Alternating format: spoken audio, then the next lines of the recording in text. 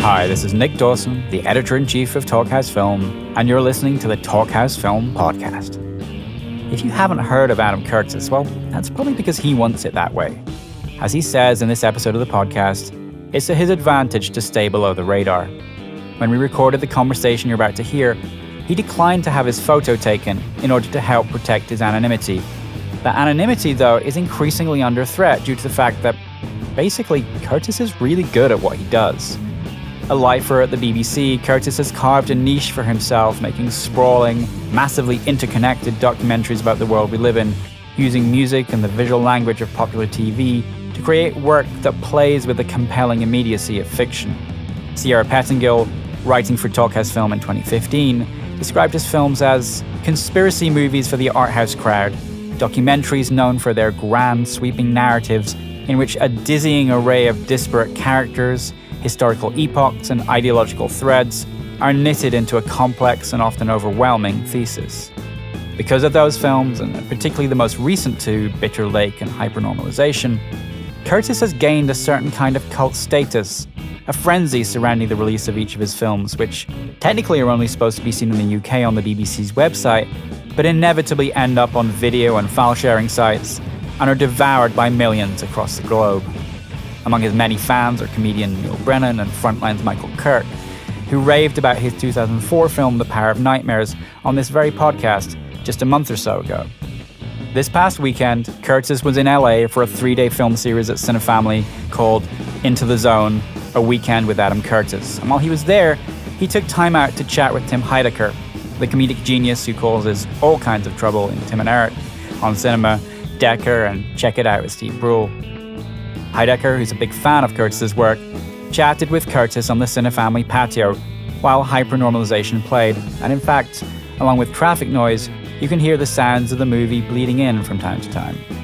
So the sound on this episode is pretty real, and so is the conversation, which starts out gently with Curtis talking about how, from making TV segments about funny pets, he evolved into the unique filmmaker he is, but then gets heavily into the nitty-gritty of the messiness of our world in 2017, including, inevitably, Donald Trump, how the financial world wrested control of Washington, D.C., liberals and progressives roll in their own downfall, the problem with the Occupy movement, how John Oliver and Jon Stewart contributed to Trump's success, the power of storytelling in politics, and much more. Curtis's clarity and insightfulness is remarkable, so if you want to finally feel like you understand what's going on right now, keep listening.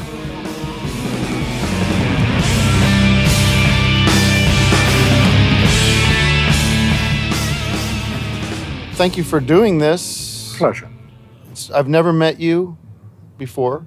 I don't think so, no. But I'm a huge fan of your work. I'll admit that. Thank you. I think I became aware of... My wife, first of all, talked to me for years about the Century of the Self as like a very important film for her. And anytime a commercial would come on, she'd say, well, that's why. You know, she said, well, you have to watch the Century of the Self.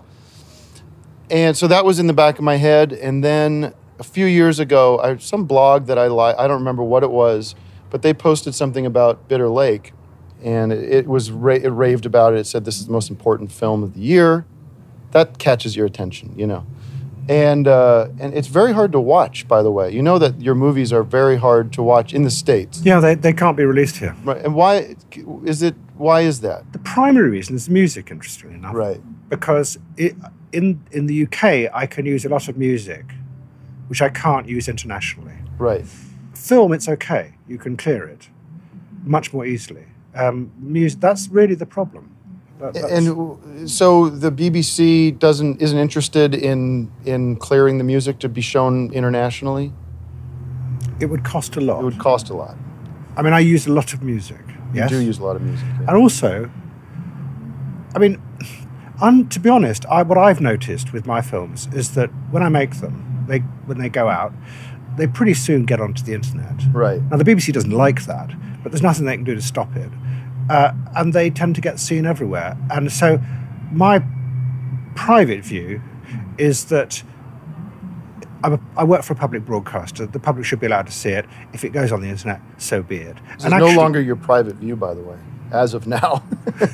No, well, I mean, I think it's fair to say it. I mean, Yeah. we have a battle in the BBC about this sort of Right, thing. right. I mean, like, I think that everything we've ever made in the BBC should be put up online. Right. But But is the music that you're using, it's from all, it's not library music necessarily. I It hardly can ever be use library music. Right. It's people that made music. Or, It's all sorts artists. of things. Right. It's stuff that I've picked up from all over the place. Right. And I think, I mean, one of the things I find very dull in a lot of documentaries is the music is dull. Have Right. you not noticed this? Oh God, the Ken Burns playing the Star Spangled Banner done through a fiddle and a flute and that kind of stuff. There is a certain, how would I describe it, literalism in a lot Yes. of factual filmmaking. Right. So if you have a film about bankers and how bad they are, you play Money by Of course. Right. Yeah. Pink Floyd. Yeah. And it's this literal mindset, whereas I think actually, I don't see why factual films can't be as emotionally involving as fictional films. Right. It's not bad. It's best. It draws people in. So Yeah. I tend to use all kinds of music like that, which, to come back to your original point, it's difficult to clear it for international use. Right. Let's talk, since I don't know much about you beyond your films, and as much as you want to, can you talk to me just about your background and where you came from and what got you to the place where you're making these kind of films? I'm just a journalist who works at the BBC who got bored. But that's interesting. How do you get to become a journalist at the BBC? You join the BBC, and I joined. It's compulsory. Every British person has to join the BBC. And I joined I couldn't think of anything else to do. Right. So I applied to the BBC, got in, and I was immediately put into trash television. Oh, right. They thought that suited me.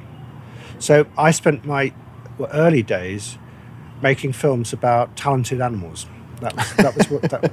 And actually, the first film I ever Talented animals. The first film I ever made for the BBC was 3.5 minutes long, and it was about a dog that talked.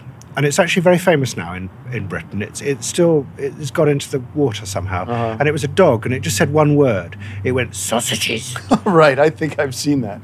I've seen that And on the internet. that got 20 million viewers. And that's the biggest audience I've ever had Yeah. for a film. For anything, yeah. Yeah, it's been... Sausages, of course. It's called Sausages the Dog. And so you're going into the BBC every day and you're not happy with the kind of work you're making, or Well, you're not... To be honest, what I simply did is I did trash television. I worked out... And if you go and do trash TV, Right.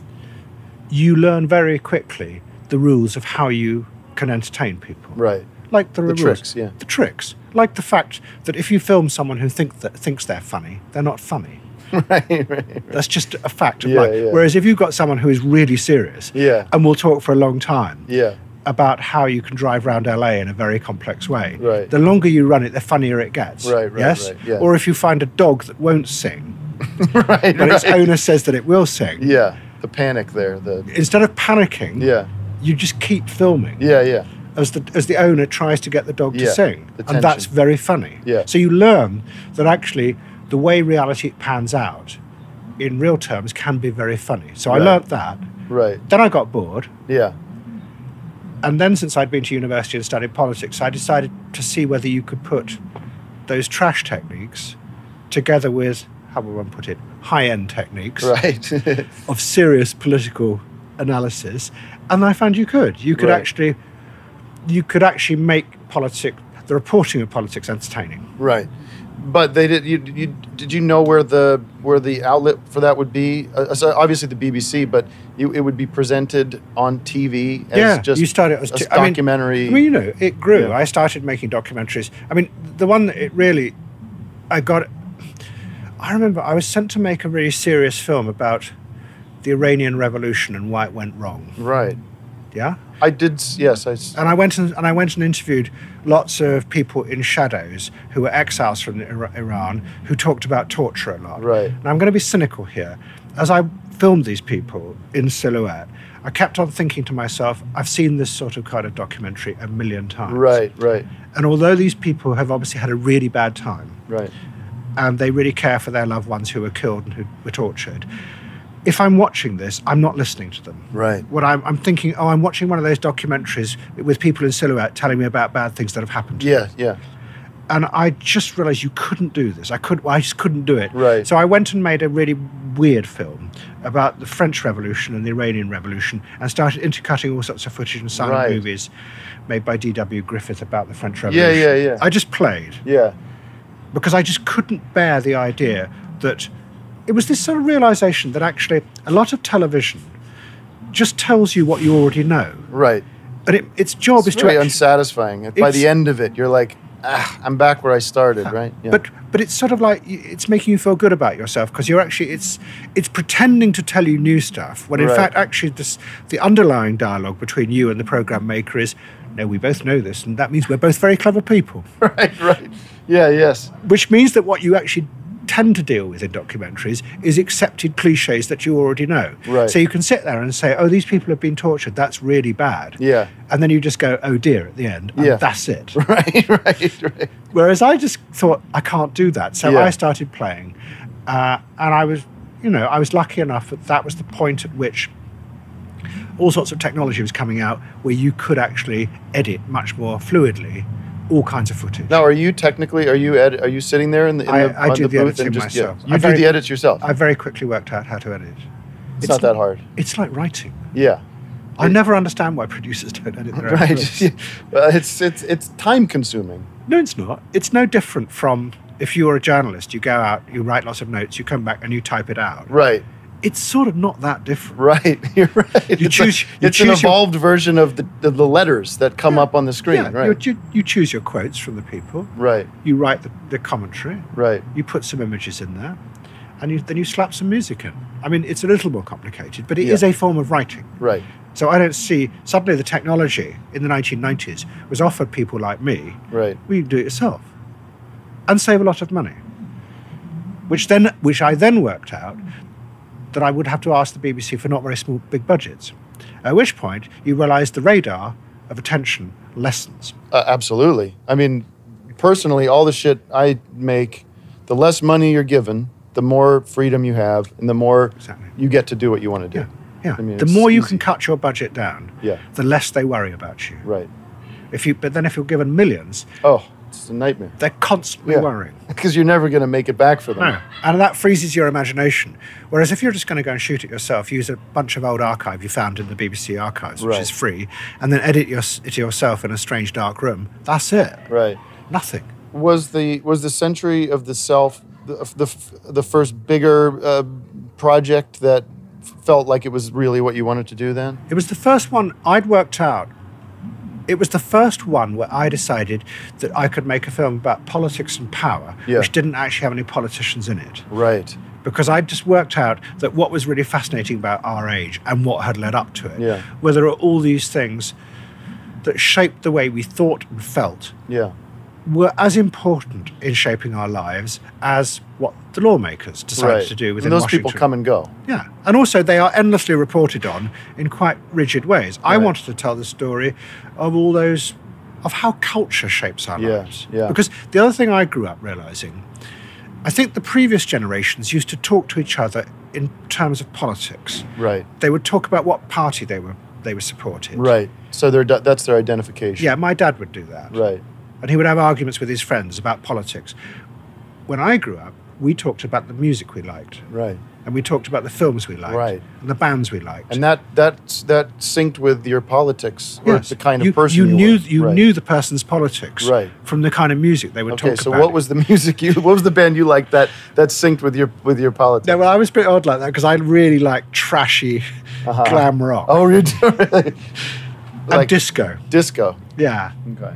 And I just thought that was beautiful music. But that was that would have been, would that have lined with conservative necessary, like because of how vapid it was or how meaningless it was? No, I think disco is not vapid at all. It's incredibly beautiful. I take that back. Pop, I guess. Pop. I love pop music. Yeah. I just love it because it's sort of, it doesn't feel it has to be anything other than what it is. Right. There's a thing in music now that I don't know if you've noticed, pop music now.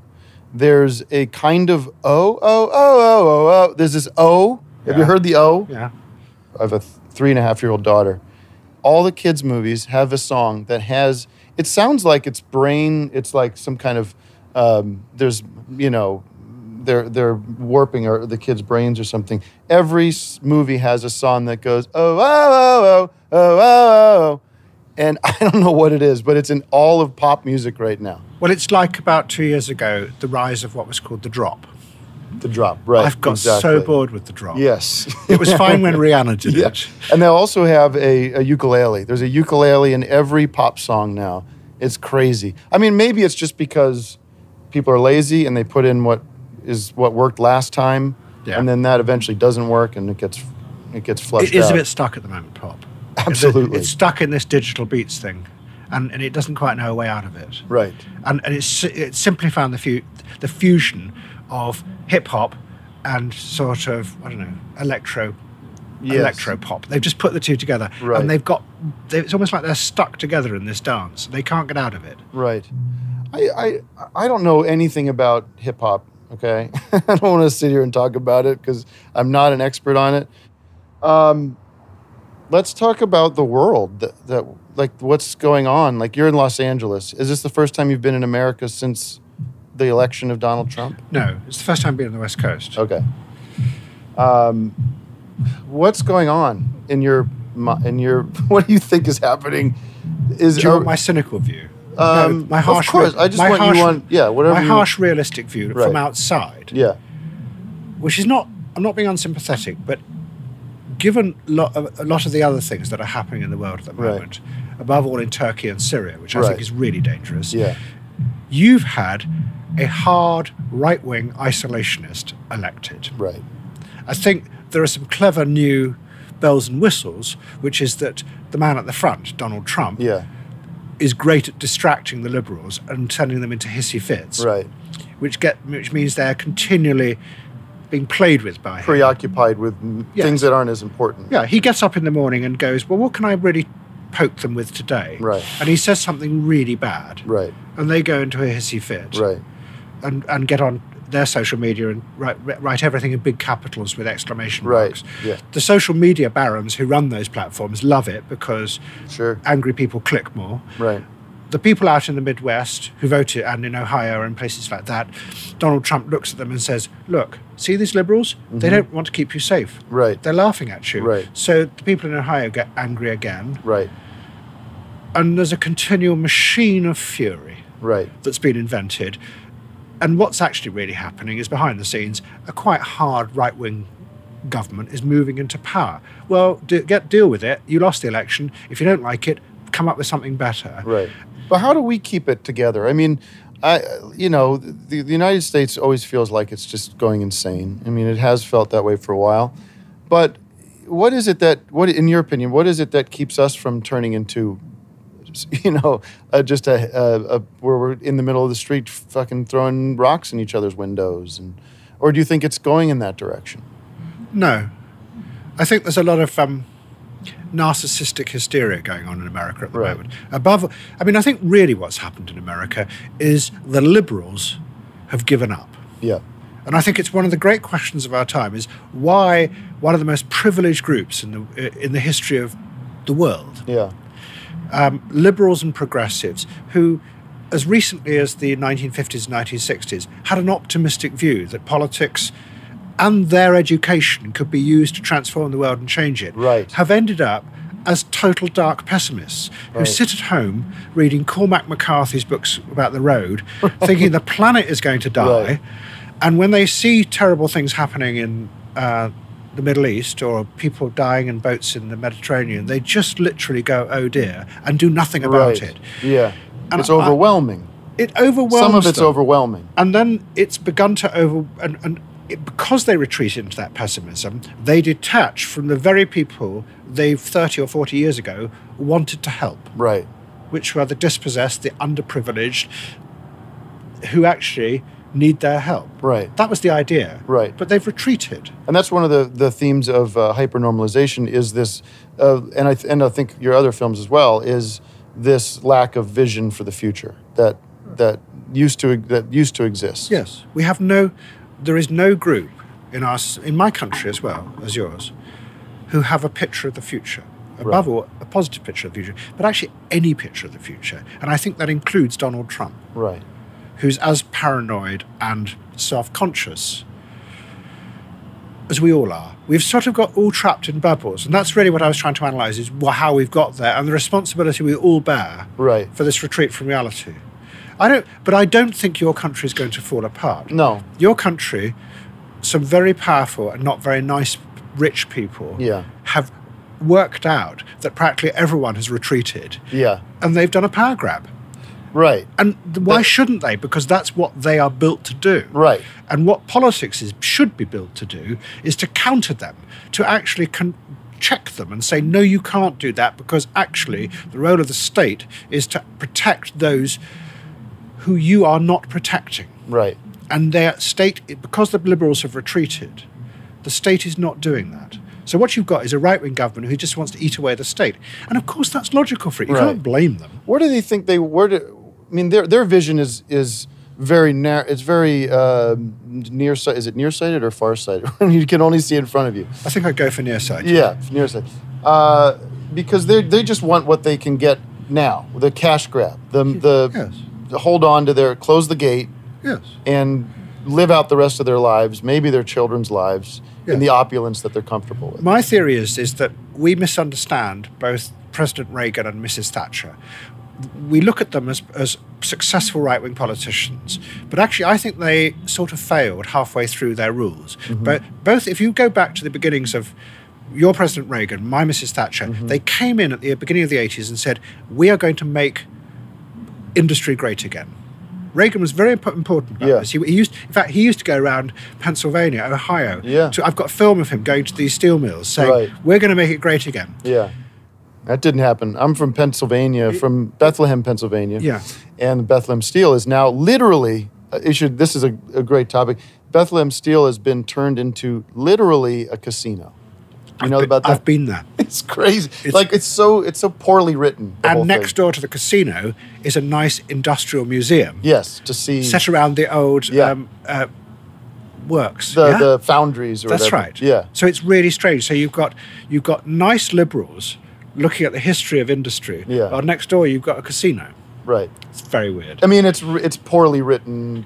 You know, it's like a poorly written script. It's like, come on, it's not going to be that blatant. But you see, my theory is that by the middle of the 1980s, both Reagan and Thatcher had allowed industry to collapse, or a large chunk of it, because their economic experiment to regenerate industry had not worked. Right. So what they then did is they turned to finance. And they said to finance, well, it wasn't quite as simple as that, but finance said, look, we can actually lend people money. Sure. I mean, up to that point, they didn't lend all the money like they do now. Credit cards were not big. Yeah. If you didn't have money, you didn't buy things. No.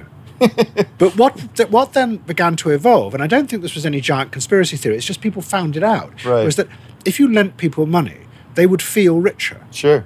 But wages didn't have to go up. Right. So you'd solved a problem politically. Right. But in the process, you'd given power away to finance. And I think we've been through a period from about the mid-1980s to 2008, when actually that financial system worked extremely well.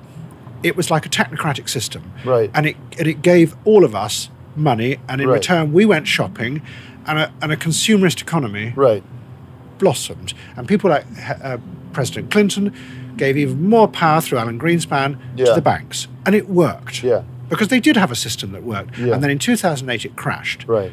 But rather than try and reform the system, what seems to be happening now, and this is coming back to your original question, is those in charge of the system are beginning to sort of loot it. Yeah. In Hypernormalization, you use Donald Trump as a character in the documentary. I do, yeah. And he kind of represents a couple of different things, but you see him a little bit as a tool of these people you're talking about, or somebody that can be used. Well, Donald Trump has always been a creature of finance. Right. Well, no, that's unfair. From about 1991-92, when Donald Trump went bankrupt, or his companies were declared bankrupt, a lot of his buildings were bought by the banks. Right. And he tended to then become a man whose name was put on other people's buildings. Right. He became a brand. And he himself has admitted He's a brand. He's a brand. Right. He's the idea, he's the personification of what dumb people think rich people should be. And I don't which think is not a very nice thing to And say. you see, what I would argue is that, in a way, he is now performing for finance another service. Right. He's created a pantomime which has completely hypnotized all progressives, all liberals, Right. all leftists, Right. because he just goes, here's a really bad thing. Right. And they go, we hate you, we want to resist you. Right. And meanwhile, behind the scenes, behind the scenery of the pantomime, Yeah. the people from Goldman Sachs and They're finance running the show. are still in power. Right. Yet the system they run, I would argue, is flatlining. It since 2008, it depends on billions and billions of handouts from the state. Right. It's got a very strange name, and it's called quantitative easing.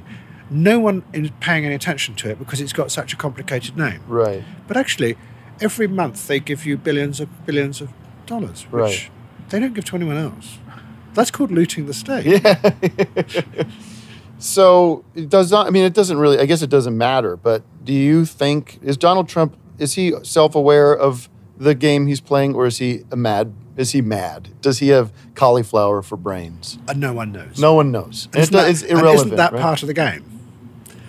I mean, isn't the Well, thing? it keeps you guessing. Yeah, the thing about propaganda in our time, which makes it different from previous propaganda. Previous propaganda was they would tell you things that you believed, Right. and then a journalist would come along and do some digging and find out that it might not be true. At which point Right. you go, "Ooh, good journalist." Yeah, yeah. Now I'll go to the politicians and say you're bad. Yeah. That was the old idea. Right. What happens now is you get politicians in Russia and increasingly here and in my country who go, actually, we know that you know that I'm lying, but you don't know which bit I'm saying Right. is the lie Right. and which bit is true.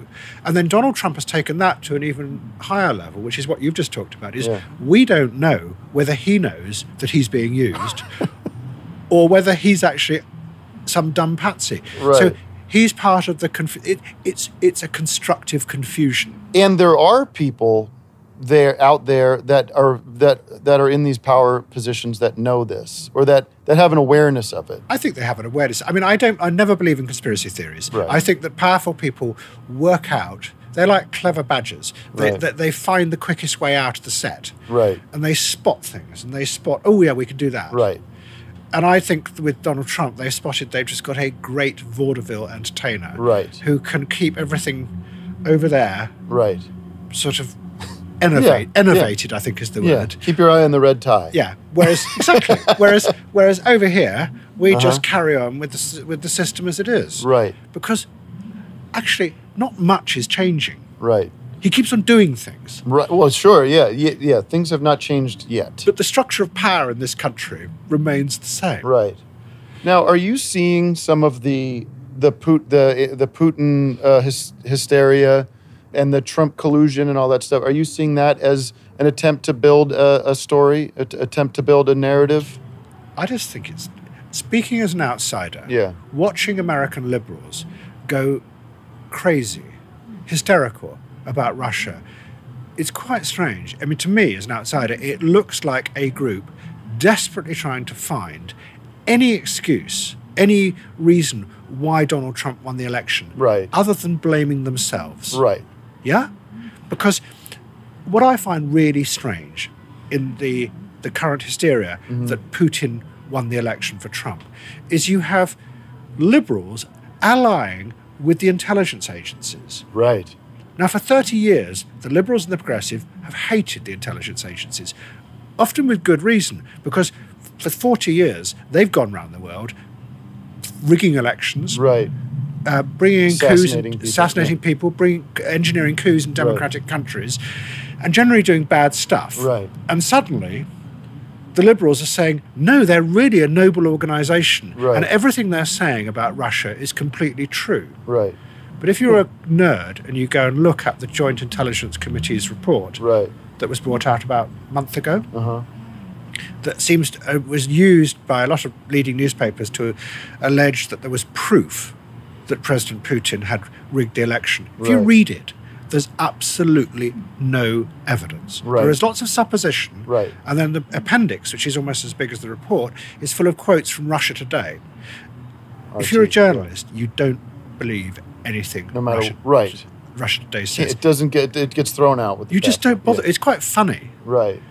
Right. But if that's what the spies believe is the evidence, Right. then I'm afraid I don't. I mean, I'm still waiting for the evidence, is Right. what I'm saying.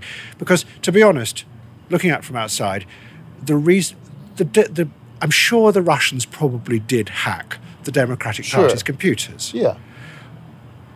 What they discovered, because if you look at it, is incredibly boring. Sure. And I don't think that's the reason why Donald Trump won the election. Right. Donald Trump won the election because a lot of people who would have voted for the Democrats felt completely isolated and alone and were frightened of the future and didn't feel the Liberals cared for them any longer. It was a terrible campaign. I couldn't believe that their only move, their only play was look at this bad man and the bad things he says. Yes. That was their play. And then his opponent called the people who ended up voting for him deplorables. Right. Well, it's shocking. I mean, the thing that really it doesn't make me angry, it just makes me shocked, is the way the Liberals in America are constantly insulting the people who voted for Donald Trump. Right. They call them stupid and ignorant. They're not stupid and ignorant. They're frightened, lonely, isolated people who felt that the political system had completely ignored them and gave them no sense of any future. And someone came along and gave them a button, and I'm going to say a bad word here, and that button simply said on it, "fuck off." Right. And they pressed that button. Right. And that's what And happened. and also just roll the dice. I don't know what this I is don't going to know. be, Exactly. but it can't be. Yes. It's got to be something different. And to turn around to those people and just say they're stupid and ignorant makes it worse. Right. That's the reason why they voted for Donald Trump, because you say they're stupid. They know you don't respect them. And if you ever want to challenge Donald Trump's power, you've got to go and reconnect with those people. And they may be racist, but so what? Mm-hmm. Politics is about making all kinds of alliances, not necessarily people who you believe are good, but actually who you think you can help and change and transform with really good ideas. Right. At the moment, we have, and it's sort of true in my country as well, but it's worse here, you just despise those people. And when people despise other people, it's always out of fear. And I think the Liberals are frightened of those people, because I have an underlying theory that, I'm going to use a posh word here, Donald Trump is what is called a comedic character. He's like a pantomime villain who holds up to you, to America, an exaggerated and distorted version of Right. a society that you, the progressive liberal, have helped create. Right. And you know it. Yeah? You didn't create it yourself. I understand. Yeah. And that's why you hate him so much. And I think that's bad. Well, I mean, as somebody that's made a lot of stuff and have profited from it. Listen, I have money. I have money in my bank account, and I have a house, and I have a family. And I went to my, but I'm a liberal. I'm an I try to give money to ACLU and all that stuff. And, I went to my financial advisor, and I have stocks in retirement funds and stuff. And I was like, I don't know what I should do here. I feel conflicted because my money is I know where my money is, And she looked at me and said, well, yeah, maybe you should give some more money to your charities if you want, but you shouldn't take it out of this market. You know what I mean? So I'm a fucking hypocrite. I get it. I don't know. We create the world we live in. But I don't think one should kill oneself for being slightly hypocritical. I mean, Right. human beings tend to be hypocritical in all sorts of ways. What I'm saying is something just simpler than that. Yeah. Is that if people have voted for someone you really don't like, go and find out why they did. Don't make presumptions. Sure. Just go and find out. Right. And I noticed that Bernie Sanders is doing this. He's not joining in with this hysteria. Right. He's going holding town hall meetings all over, and just finding out. Right. And I think that's really good, because if you're ever going to change the world, you've got to ally with those people. But there are a portion of the Donald Trump voter who you would find easily was misinformed or didn't have the information that maybe some of us have, or that jumped to conclusions about, or didn't know about, have a perception of Donald Trump that isn't true, that made the decision to vote for him based on maybe a manipulation of the facts. Maybe. But so what? I mean, that's politics. I mean, that's all of us. I mean, what I'm saying is, why are they more misinformed than the people who thought that Hillary Clinton was bound to win? right. I mean, I would have thought the most gross piece of misinformation Was the endless assumption that- yeah. the endless assumption from op-ed commentators, Right. from economists, Right. from political think tanks, and from the pollsters, which led the very opposite of the other people that you've just been talking about, Right. to believe that Hillary Clinton was going to win. Right. Wasn't that gross misinformation? Gross stupidity? Absolutely. All right, so we should wrap this up, probably, right? I don't know. I don't Actually, know there's how one long other it thing I took. wanted to get to. Go ahead. Since Well, can we just talk about satire? yes. Because I think it's a really interesting question sitting here. Is that you had, what was he called, Jon Stewart, Mm-hmm. who became very big Right. amongst a certain cohort Right. for about 10 years. Yeah. And I saw it every now and then when I came to America. Yeah. I wasn't devoted to it, but I would watch it in hotel rooms. And it seemed to me a lot of it at the time was laughing at those outside the bubble. Sometimes that literally was the joke. Yes. They would just look at the thing and go, Yes, Yeah. those people are stupid. right. Is it possible that somehow those outside the bubble noticed that they were being laughed at like that? Sure. And is it possible that maybe satire had the very opposite effect of what the people who were laughing thought it might have? Right. Which is that it actually helped Donald Trump get elected.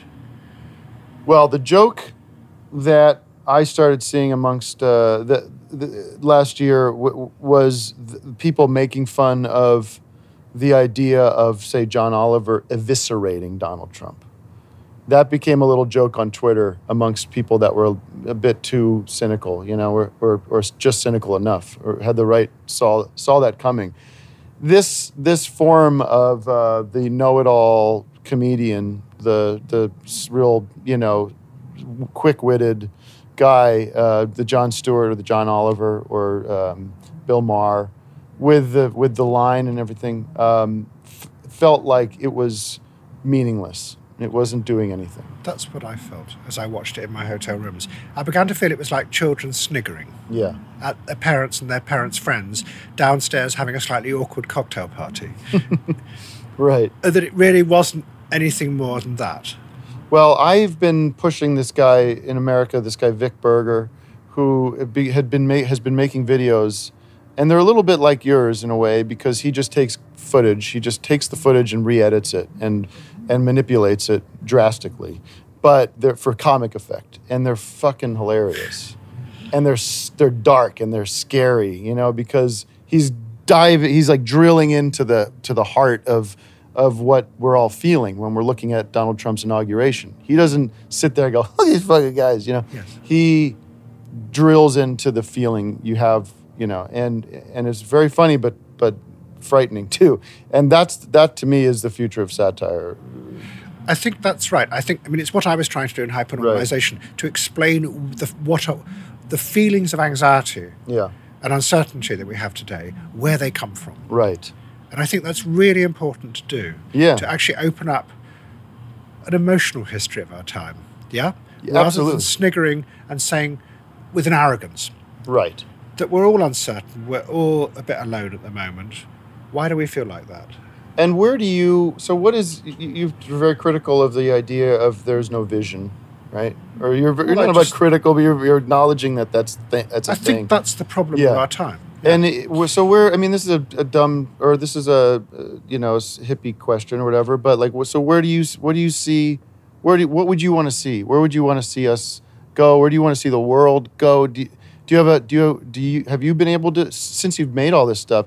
Do you have in your own head, your own soul, whatever, a vision for a better world? As Coca-Cola as that sounds. No, I don't. I mean, I think the truth is that none of us do. Yeah. And that's the dilemma of our time.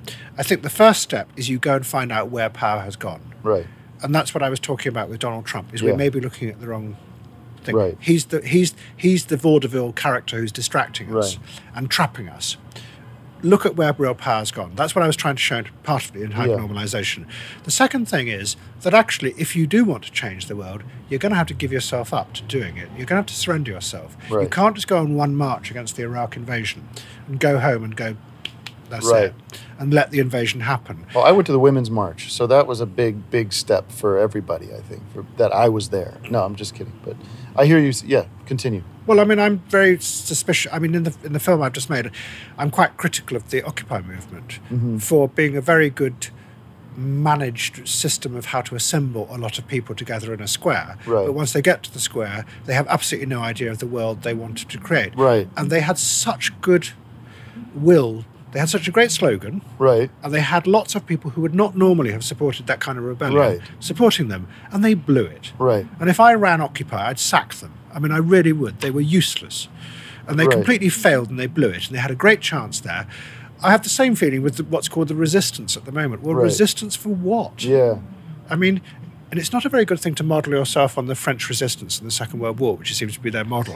Because if you know what happened, is Yeah. they had to come and be rescued by the Americans. Right. While the Americans then piled on towards Berlin, leaving the resistance fighters to actually kill each other, shave the heads of anyone they thought was a collaborator, Right. and actually produce nasty right-wing governments in Paris for the rest of Right. the 1950s. So I don't really think that's a very good model. What I'm saying is they need a picture of the future, and you do that by having the capacity to understand why people who voted for Trump feel as they do. And you've got to find a way of creating a story that can reassure them and build them a better world. It's not going to come out of what you want, Right. because you know very well, as your financial advisor just Right. told you, Right.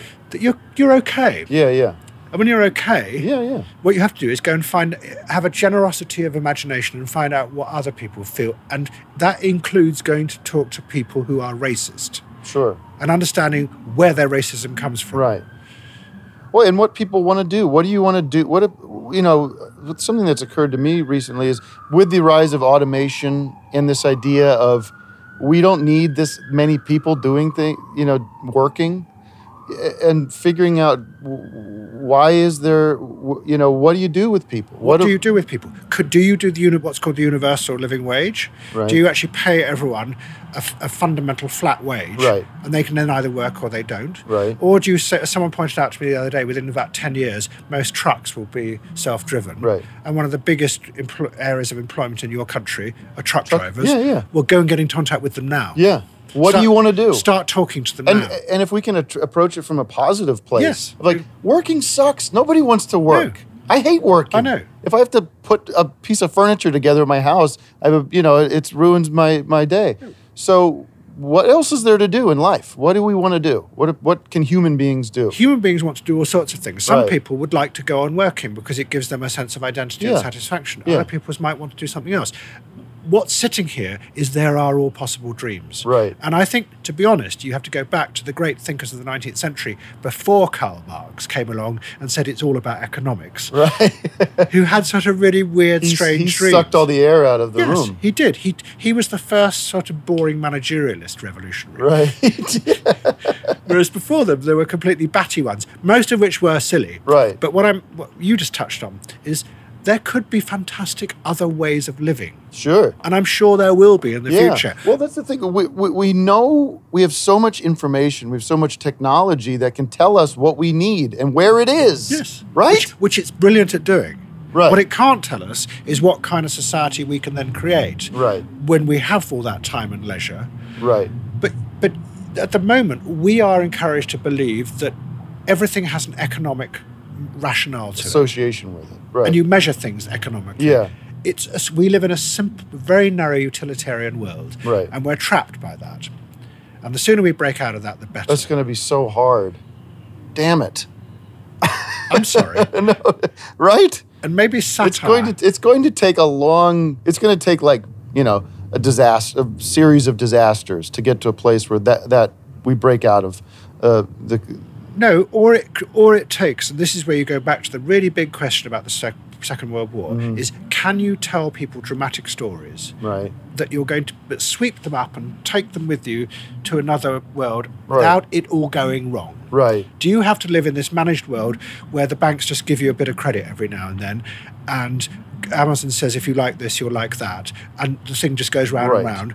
Or do you want to go on a dynamic journey somewhere, which could be thrilling, but also could be incredibly dangerous? Well, thanks for talking. That was good. Yeah, I think that was good. Yeah, I like that. Good. Pleasure. I hope you didn't mind talking about satire, but I just think that's a really interesting area. Absolutely.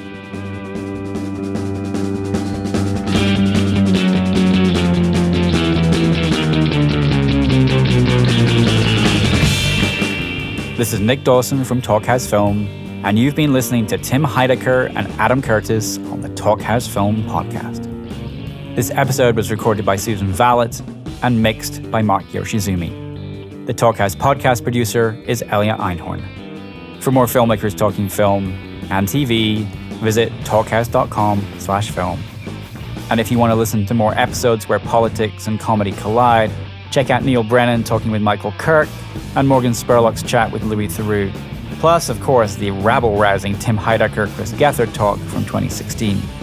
Subscribe to Talkhouse Film and Talkhouse Music podcasts on iTunes and Stitcher, where you can find all our previous episodes. And while you're there, please rate and review, as it helps others to find the podcast.